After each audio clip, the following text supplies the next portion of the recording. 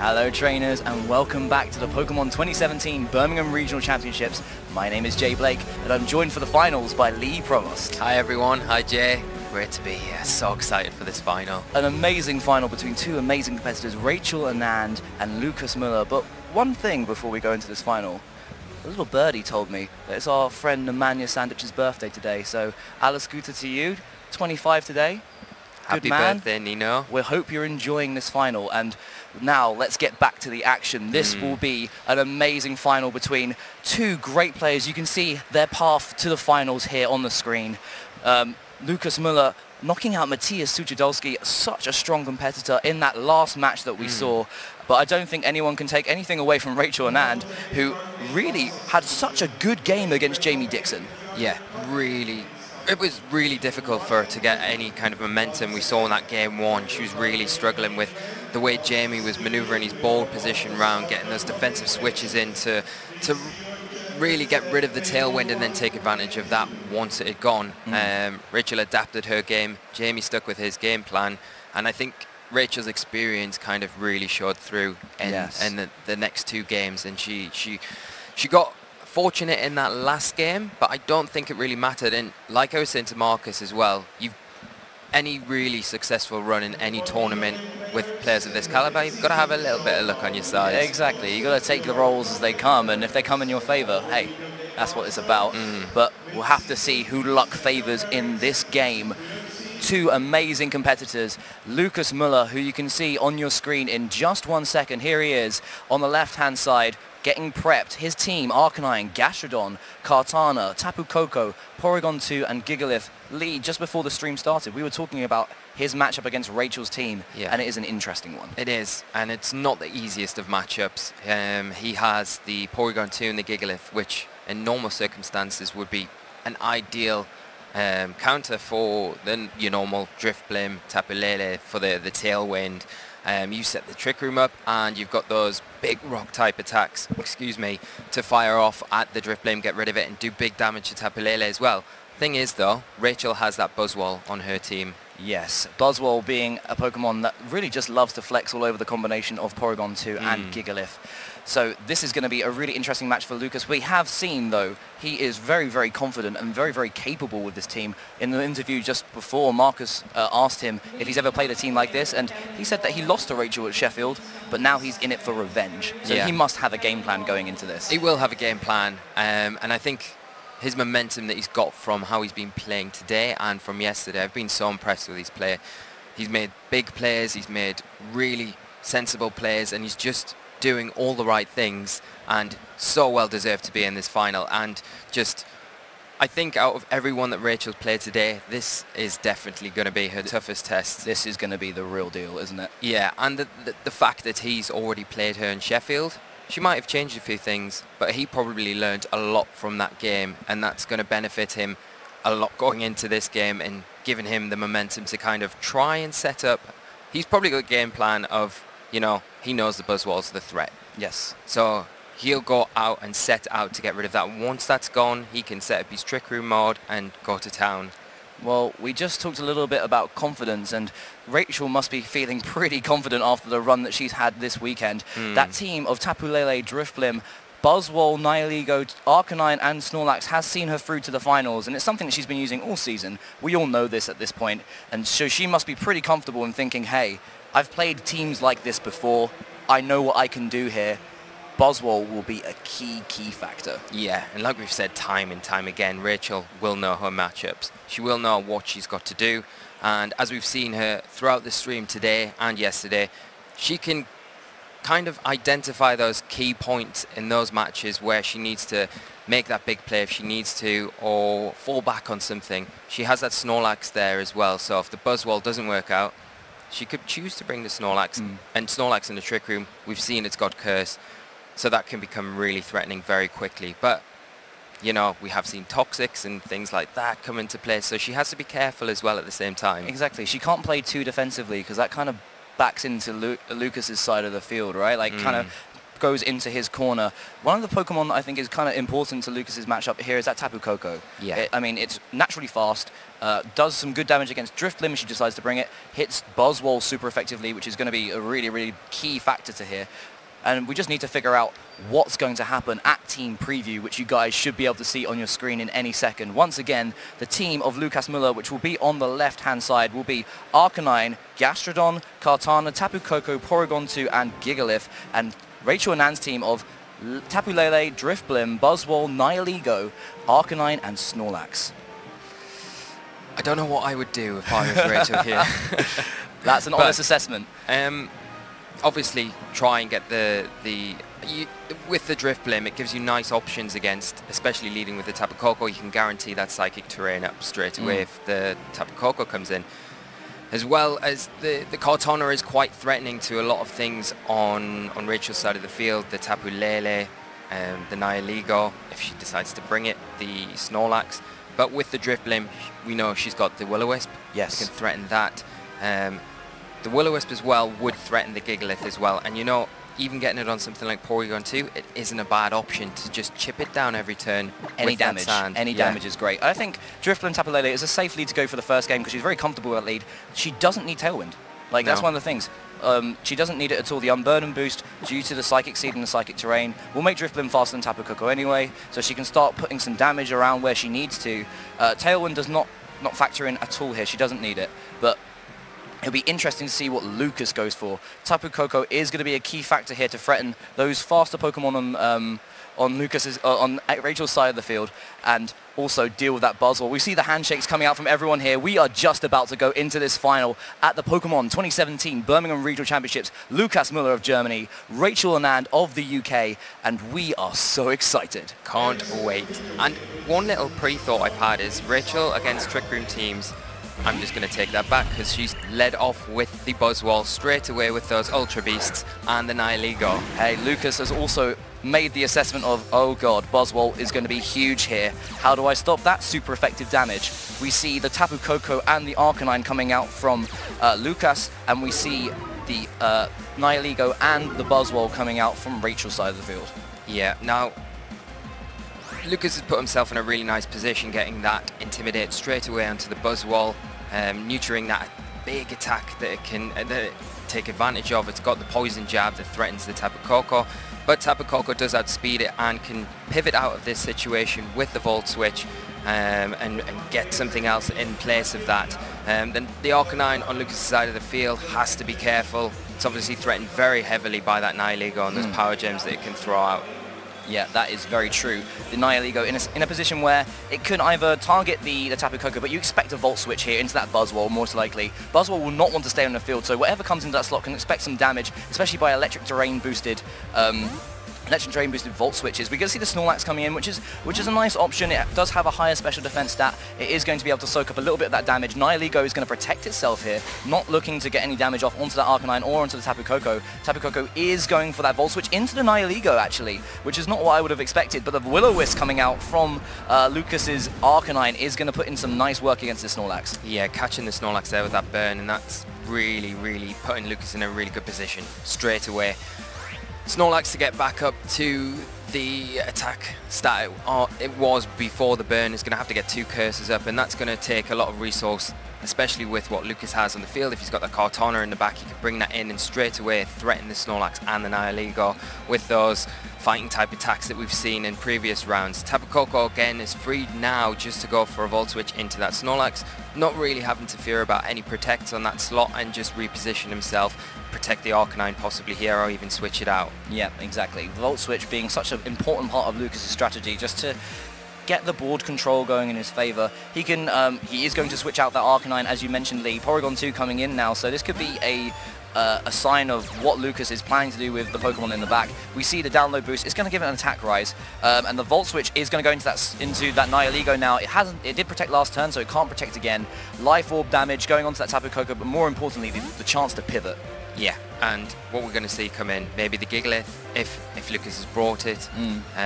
It'd be interesting to see what his last Pokemon is, but it is that Kartana. Yes. Really nice switch there, Lucas, into the Kartana, putting instant pressure onto the Snorlax and the Nihilego, threatening KOs on both Pokemon. Yeah, a nice bit of damage from that Power Gem from Nihilego there, and the curse has been set up on Snorlax, so it will get an attack and defense boost, but with a Sacred Sword on Kartana, and also that Fightinium Z that we've seen Lucas use fairly often, Snorlax is really heavily threatened. Yeah, and has Rachel brought the Arcanine? That's the question. If she's got it in the back, now's a really good time to bring it in, get that Intimidate onto the Kartana, bolster those Snorlax defenses a bit more with that Curse boost, and potentially try and get another Curse up, really. As soon as you get that Arcanine in, if you have brought it, then you are putting a lot of pressure on that Kartana to either switch out or protect, because, you know, those big fire type attacks aren't what Kartana wants to take. Arcanine is coming in now. The Intimidate will drop onto that Kartana, taking it down to -1 attack stat. Also, Porygon 2 going down to neutral due to the download boost it received. Porygon 2 is leaving the field. Arcanine coming back in.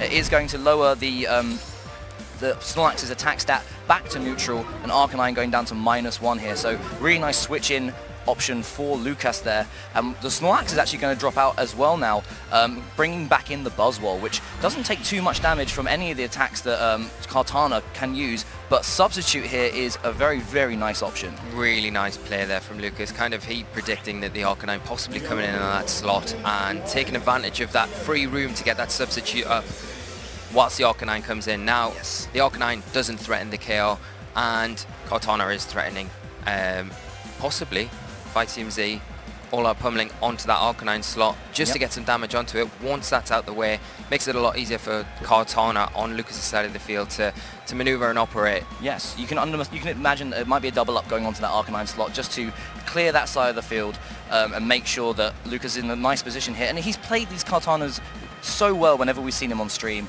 really understanding the right time to set up that Substitute and put himself in a nice position. He doesn't want to waste the Substitute that he's got though, going for that Detect to make sure that it sticks around for another turn in case Rachel maybe drops the Z move onto it, or maybe goes to the Flare Blitz and then the Z move. So the Will-O-Wisp coming out, it is going to go onto that Buzzwole, and that is such a good option for Lucas to neuter two of the really powerful physical threats on Rachel's side of the field. Buzzwole instead just goes for the Poison Jab into that Arcanine. It is burned, its attack will not be as strong as before, and it doesn't do that much damage. Not at all, not after that burn, and Lucas really taking a big lead in this game with the two Will-O-Wisps onto what are Rachel's biggest physical attackers on her team, really hampering what Buzzwole's ability is to do now. You know, as we said before, was the biggest threat to that Porygon 2, that Gigalith. He hasn't brought the Gigalith, we haven't seen it, but that Porygon 2 is going to be able to operate a lot easier now when it comes back onto the field. And Kartana's still threatened. The Arcanine and the Buzzwole can double up into that slot and potentially take it down, so Lucas still has to be careful in that slot. But the Arcanine on Lucas' side of the field is putting a lot of pressure onto the Buzzwole. So we'll see if Rachel reacts to that and tries to maybe try and get that Nihilego back in. Kartana just going to go for a Leaf Blade here. Going to go into that Buzzwole slot. Doesn't do much damage at all. It is resisted because of the bug typing on Buzzwole. Flare Blitz going to come out from Rachel's Arcanine, going to break the Substitute on that Kartana. And it will definitely go down there. Loads and loads of damage, 4 times effective onto the Kartana. You imagine Buzzwole probably want to go into this as well. Kartana is such a huge threat now. Flare Blitz from Lucas's Arcanine, going to go onto that Buzzwole as well. How much damage will this do? Really high defense stat on Buzzwole, surviving just in the red. A lot of recall going onto the Arcanine as well, and here comes the Fightinium Z. So really prioritizing getting rid of that Kartana. Yeah, and I'd imagine even burnt, this is probably enough to take that down, get rid of that. This is going to make freeing up that room for Nihilego to come in. You know, Kartana was the biggest threat to it on Lucas' side of the field. Now that Kartana is gone, she has targeted into it, and the Nihilego now can come back in and operate a lot freer than it was before. Oh, that's so much damage. Well, I mean, generally the animation makes it feel like so much damage. I mean, I would not want to be facing down against a Buzzwole, throwing out that many punches at me. And the little bit of chip damage again from the burn means that Buzzwole should, actually no, it should survive the next burn as well, but you'd imagine it's going to get targeted down by the Arcanine next turn just to clear it from the field. But taking an early Pokemon advantage against Lucas here, but she's got an uphill climb to make sure that she makes that advantage work for her. Yeah, that's it. And I think she took the opportunity when she had it with the Buzzwole there to get rid of the Cortana. She knows that the Buzzwole is threatened heavily by Lucas's Arcanine. It's obviously a prime target for that Flare Blitz, and it's burnt as well, so it's going to go down very soon, next few turns if it stays on the field. And taking that advantage when she had it to get that all-out pummeling, and she made it really worthwhile in taking down one of the bigger threats on Lucas's side of the field, making it a lot easier for her to try and get some momentum and build on that going into these next few turns. Lucas has a lot of options going for him here. He could launch a Thunderbolt, but he chooses not to. He's actually just going to protect his Tapu Koko, just making sure that it doesn't take any unnecessary damage. Arcanine protecting itself as well. Rachel understanding that she's in a position where she's okay to lose her Buzzwole, but Flare Blitz goes into the Arcanine instead. Buzzwole being able to get a free poison jab here, but it's going to go into Tapu Koko. No damage dealt this turn. Buzzwole ticking down its health, but surviving. One more turn left on that burn counter. I think Rachel was just hoping that Buzzwole will be removed from the field so she could get a free switch in, but Lucas just denied her that. Yeah, I think Rachel was hoping for that so she could bring in the Nihilego, threaten both the Tapu Koko and the Arcanine. But Lucas played that well, kind of burnt the Protect on the Tapu Koko to match the Protect on the Arcanine, and give himself this room now, like we're seeing. Really, really nice play for the double up there, Lee. Yeah, now he's going to bring in the Porygon 2, and keeping that Tapu Koko in the back till later on. Yep, really, really safe plays from Lucas, making sure that he puts the Pokemon that are the most threatening in range for attacks later on. We see the Porygon 2 hitting the field. Flare Blitz will come out. It was targeting down what used to be the Tapu Koko, now the Porygon 2, taking it down to just below half HP. Arcanine knocking itself out in recoil. Buzzwole will go down this turn as well. So Buzzwole goes for the superpower. It's going to go into that Porygon. Oh, it's going to get to the Arcanine slot. Does a load of damage with a critical hit. Wow. So the attack falling there. Buzzwole will get the Beast Boost though from knocking out the Arcanine, but it will go down this turn. So yeah, 2 Pokemon lost for Rachel on this turn, but managing to get rid of that Arcanine in the process. Yeah, really nice play there, and I was really hoping that superpowers into the Porygon 2 would predict there. That would have been huge, I think. But also taking down the Arcanine there. And you know, she's got an Nihilego to bring in against the Porygon 2, which isn't going to be easy with that recovery option that it's got, but she still has that Snorlax there, and it's pretty healthy. Yes, it's pretty healthy. It's still got its berry intact. It is burned though, so its damage output is a little lackluster. Does have the opportunity to boost, but I feel that she just needs to start throwing out some high level powers. Yeah, I think so. I think on Lucas's end, the Tapu Koko probably is going to protect here, so it may be worth doubling into the Porygon 2, but at the same time, you kind of need to get rid of the Tapu Koko. It's the biggest threat at the minute the electric terrain's up, and those electric type attacks with the Life Orb that we've seen are going to be doing big damage to either target if Lucas decides to target either one down. 2 Pokemon left on each side of the field. Lucas Müller and Rachel Anand playing for the first game here in the finals of the Birmingham Regional Championship. Porygon 2 does need to be dealt with here, and Snorlax in a position where it could throw out a return. Nihilego could double into it as well. I don't think Lucas is a person who would want to put his Tapu Koko in as much danger as just leaving it on the field to do. Nihilego would not be able to be knocked out at this point, at this rage, so he does go for the Protect as we expected. Has Rachel gone for the double up here? So Nihilego goes for the Protect itself, just making sure that it doesn't take any unnecessary damage.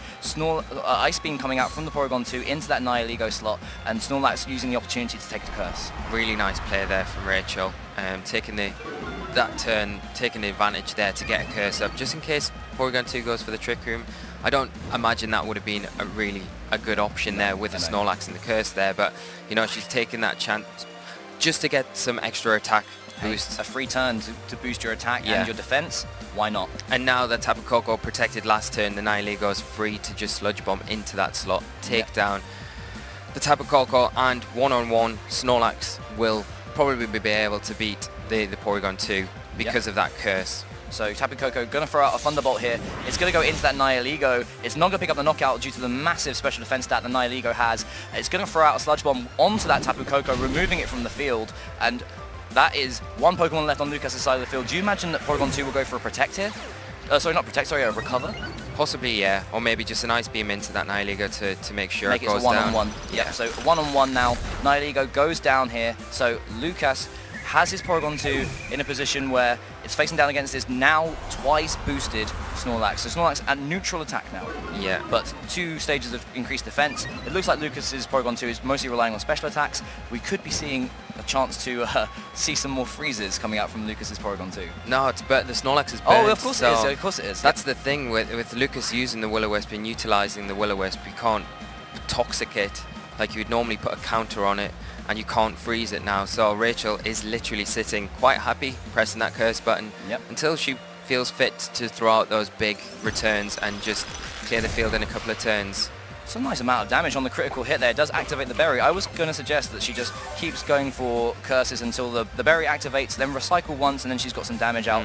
She's got the curse going up again now, so her Snorlax is at +1. We are going to see the attack increasing once again, and Snorlax in a position where it can now start to really focus on getting its berry back, and then cursing up again, or just keep cursing and getting its berry back, and then throwing out the damage onto the Porygon 2. Yeah, that's it, and I think that's just what Rachel will do. But hopefully for Lucas on his end, he'll be using this time to think about the next game. He had a really solid game plan. He knew how to focus down against that Buzzwole. The switch in from the Snorlax early in that game, taking that burn, has cost him here. Yeah. The Ice Beam will go onto that Snorlax once again. Another critical hit. Snorlax going for the recycle now, which will boost its HP most of the way back up to full, just a little bit under full here. And Rachel probably will just go on the offensive after getting another couple of curses up. Yeah, I would imagine so. She maybe just go for one more and then start throwing down those returns. There isn't a lot Lucas can do. As I say though, he might want to use this time to think about how he's going to set up for the next game. Like you say, he had a really good game plan. He got a bit unfortunate with that switch in and that critical hit that took down the Arcanine earlier in the game. But other than that, I think it was more about protecting the Kartana. He got into a nice position with that behind the substitute, but then it was in a position where there was an Arcanine and a Buzzwole out in the field, and he didn't have enough resource to get rid of that Buzzwole. Like we said at the start of the game, that Buzzwole is pretty much the biggest threat to him and him carrying out his game plan to take a game. So whether he'll reevaluate that and think of different board positions, how he can kind of set up this situation where he can get rid of it a lot easier or not. I'm sure he will be using this time, but all credit to Rachel there. Played it very well. Yes, yes. I mean, that's the thing. We've said this before about Rachel. Sometimes the situation calls for her to just make the smart plays, and I think that's one of the things that she did. She knew that Snorlax had the options in the back. If she managed to get rid of the threats to it, Kartana removed from the field, once she got rid of that Tapu Koko of Nihilego, that's when things were like, okay, Snorlax is here. You've got nothing to do against it, and you burnt it, and it doesn't matter because I can just curse. I don't need to worry about the freeze or the poison anymore. I'm free just to curse up and recycle as much as I want until I can have enough behind me to get rid of the Porygon 2 in that situation. And I think that's also a really nice option from Lucas, just to forfeit that game and not waste any more time, because with the option of Snorlax and Porygon 2, there could be another endgame situation like that, and they do take some time. If you're going up into a Game 3 scenario and that happens, you want to have as much time available to you as possible to make sure that you're in the best position to win the game. Yeah, like I was saying, I imagine he was probably thinking about what he was going to do in that game too, but he probably used that time, decided, yeah, I've got what I'm going to do now, and then decided at that point, there's no point of carrying on, let's get into it, let's execute this next plan. So speaking of getting into it, we are going into Game 2 right now. Lucas Müller, left-hand side of your screen, Arcanine, Gastrodon, Kartana, Tapu Koko, Porygon 2, and Gigalith. And on Rachel and Ann's side of the field, we have the Tapu Lele, Drifblim, Nihilego, Buzzwole, Arcanine, and Snorlax. Lee, if you're Lucas, are there adjustments that you make Pokemon-wise or just playing-wise? I think you've got to bring the Arcanine and the Tapu Koko. They're going to be instrumental in dealing with that Buzzwole. They're the best answers Lucas has got on his side of the field. Bringing those, though, does throw up other problems. If Rachel, like we saw, brings that Nihilego, then you need a check for that, which Gastrodon may not be a bad answer to. It depends what move it's got, what item it's holding, but it could potentially have some sort of ground type attack. The water type attacks are going to be good. It's a pretty good defensive Pokemon as well. It can take a lot of attacks. It's got recovery as well, so That might be an option. It's a nice switch in, again, to stuff like Arcanine, but you've got to be careful with it. Here we go, guys. We are just going into Game 2 of the finals here at the Pokemon 2017 Birmingham Regional Championships. Rachel Annand, one up against Lucas Müller of Germany. Tapu Lele and Arcanine on her side of the field. Tapu Koko Arcanine for Lucas Müller. Classic leads here. Yes, yes. We Classic see some leads. One really popular lead and then another really popular lead with the Lele. We're going to see Rachel get her Psychic Terrain up, which will give her that Psychic type boost on all those Psychic type attacks that you can throw out, instantly putting a lot of pressure on both the Tapu Koko and the Arcanine. But then, depending on the speed of Lucas's Arcanine, you know, we know it is slower than the Lele, so the double up into that slot isn't really as safe an option as if the Arcanine on Lucas's side of the field was faster. Lucas has to be aware of a big Psychic coming into that slot. I would expect probably a Volt Switch from the Tapu Koko, but if you can catch it on a Protect on either side, on Rachel's side, and then hit it with either target, the Arcanine or the Lele, and get some damage onto it early, it's going to give you a good advantage going into the next few turns. Speaking of Volt Switch, here we go. Lucas is going to put some damage onto that Tapu Lele Life Orb boost, taking it just above half HP. More importantly, getting that opportunity to assess the ball position and bringing in new Pokemon here. But Tapu Lele in a position where it can throw out some massive damage to whatever comes in. Porygon 2 will be the option here, and this is something that we've seen Lucas do a lot, just trying to soak up as much damage with that Porygon 2 as it holds the Eviolite. Its defenses are boosted. Psychic is going to go into that slot now. Porygon 2 taking a fair amount of damage, just above half HP. Tapu Lele with his Life Orb boost doing a lot of work. Flare Blitz coming out from the Arcanine on Rachel's side of the field, targeting down the opposing Arcanine there, getting a nice little bit of chip damage, a little bit of recall taken, but a little bit of damage onto Lucas's Arcanine is always nice. And the double up onto the Tapu Lele from Lucas's side of the field is going to do some nice damage, but not enough to knock out. Yeah, putting it in range of extreme speed though. And, you know, Lucas has the option in the back to bring that Tapu Koko in, get the electric terrain up so he can utilize those extreme speeds as well. But Lucas is sitting in a nice position. He's not really, you know, he's got to be careful with that Porygon 2 because it can potentially be doubled into, but he can use that to his advantage. Switch something in potentially that he's got in the back into the Psychic and potentially a Flare Blitz, and then get rid of the Tapu Lele, and that's one big threat on Rachel's team gone. Yeah, you'd imagine that he would want to bring the Tapu Koko in here just to be able to eliminate the Tapu Lele or have the option to force it out in a switch. Arcanine on Rachel's side might want to target that slot. Tapu Lele is going to leave the field though, switching out before any of Lucas's Pokemon. Nihilego making an appearance now. Arcanine switching instead of the Porygon 2. Oh, sorry, on Rachel's side of the field, that makes more sense. Buzzwole coming in, a double switch. Rachel pulling out all the stops here. Porygon 2 coming back from Lucas's side of the field, bringing Gigalith. So that's not a Pokemon that we saw in the last game. So an adjustment made from Lucas here, and setting up the Sand, getting that special defense boost, which could come in handy against Nihilego. And Arcanine on his side of the field protecting, but nothing to protect against, so it fails. Yeah, everyone else switching around the Arcanine there. Rachel putting herself in a really nice position, threatening a KO on pretty much both things on Lucas's side of the field. Nihilego with the Power Gem onto the Arcanine, and then the Buzzwole with that all-out pummeling onto the Gigalith. A lot of damage coming Lucas's way next turn. Yeah, and it's hard because what's he got to switch in on? You don't want to bring the Tapu Koko in. It's not the most bulky Pokemon. Porygon 2's already taken 50% damage from that Psychic the previous turn, so it's not you're not going to want to switch that in on anything that Buzzwole's going to throw out, and even the Power Gem from the Nihilego, it's going to do good damage as well, so it's a really difficult situation for Lucas here. Let's see how it plays out as Tapu Koko comes in on the Arcanine slot now, overwriting the Psychic Terrain and setting up the Electric Terrain, but will it be around to utilize it after this turn? We see the Gigalith going for a Protect, making sure that it could survive this all-out pummeling should it come out from the Buzzwole. Nihilego going for that safe Power Gem into the Arcanine slot, going to do some nice damage to Tapu Koko. It's not enough to pick up the knockout with 29 HP, and here it comes. That massive all-out pummeling smashing its way into that Gigalith slot. And it's still going to do decent damage, even though it is into the Protect. You know, Lucas making a safe play there, expecting this move, and trying to just preserve the Gigalith. And I imagine trying to get the Arcanine in the next few turns to get an Intimidate onto it. This is so much damage. Look at this. Look at this for a Protect. That is an incredible amount of damage, especially on such a defensive Pokemon like Gigalith. Tapu Koko in now, which is really nice to be able to threaten that Buzzwole a little bit. But really needs to be careful with how he positions here, because if Rachel switches out that Buzzwole into like the Tapu Lele just to sack it, then Nihilego could pick up a knockout onto the Tapu Koko. But obviously Gigalith has shown it has Earthquake as well. That's something that Rachel might need to consider here. Yeah, I think so. But the Buzzwole does threaten with the KO onto that Gigalith with the superpower.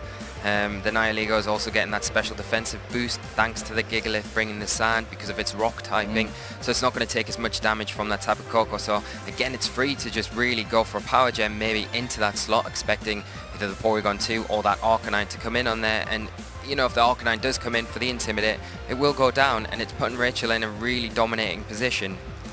That double switch really paying dividends for Rachel Anand here, and Lucas Müller is going to go for his own switch. Volt Switch is going to allow him to get a lot of damage onto that Buzzwole using Electric Terrain. Tapu Koko surviving on 6 HP, being able to sit in the back for later on, but more importantly being able to survive this turn. And Lucas thinking about what he wants to bring in now. You'd imagine it's going to be that Arcanine just to get an Intimidate onto the Buzzwole once again and threaten it with a knockout with Flare Blitz. But we have to see if Rachel read into this and went for the Power Gem into that slot. Buzzwole at -1 attack now due to the Intimidate. Power Gem coming out, it goes into the Tapu Koko slot, and Arcanine goes down. And getting that Beast Boost more importantly as well, and that's absolutely amazing for Rachel, putting her in a really good position. Probably enough now to be able to take down that Porygon 2 with a single attack, and we see that superpower. Is it enough after the Intimidate? And it is, and the Gigalith goes down. Huge damage. Buzzwole picking up a defense drop, but more importantly, the KO. The Beast Boost will make its attack drop neutral now, so Buzzwole still in a good attacking position, and Lucas, it's sliding away. It's sliding away from him, unfortunately. It is, and there was a critical hit there on the superpower. I don't know if that would have made too much difference after the Intimidate. If that would have been enough, if Lucas knew his calculations and things and how he trained the Gigalith, and might have been able to survive and then get that Earthquake off, which would have made such a huge difference. But unfortunately, Rachel got the roll there, got the critical hit, and it was enough to take it down. And now it doesn't look like Lucas has got really many options to pull this game back. Pokemon numbers are 4-2 at the minute. Fantastic play from Rachel Anand. A fantastic play from Lucas to try and get himself into positions that work for him, but that double switch paying so much dividends. We said it before, and it needs to be said, like, she did it in the previous game as well, like a double switch to just kind of turned the tables on her opponent. And she's been playing amazingly this whole tournament. Protect coming out from Nihilego now. It's not going to take any unnecessary damage it doesn't need to. Dazzling Gleam will pick up the knockout onto Buzzwole here, so Rachel able to get a free switch now. But more importantly, Tapu Koko will go down to Life Orb and Sand this turn. Yeah, and then 3-on-1. Porygon 2 may go for a recover here. But it's not looking too good for Lucas at the minute. Like you say, he did try to make the best of a bad situation by switching in that Arcanine to get the Intimidate on the Buzzwole to try and get that potential Earthquake off with the Gigalith. And I think if he'd managed to do that, the game would be a lot different now. We wouldn't have the Nihilego. Well, we'd still have the Nihilego. It might be down to its sash, but you know, you've got that Tapu Koko to come in, and it outspeeds it, and it's easy, and an easy KO for it. So now we've got the Tapu Lele and the Nihilego that do. No recover coming out from that Porygon 2 either, so it will be a forfeit coming out from Lucas Müller, and Rachel Anand will be taking this game. There it is, there's that forfeit. Fantastic game from both competitors here, but Rachel Anand winning the Birmingham Regional Championship here. What an amazing performance. Just incredible, yeah. She knew her win conditions, and she just played to them, and so incredible, so great. And I think, like, this is one of the things we've said before. She loves this team, she's used this team. Lucas had a team that was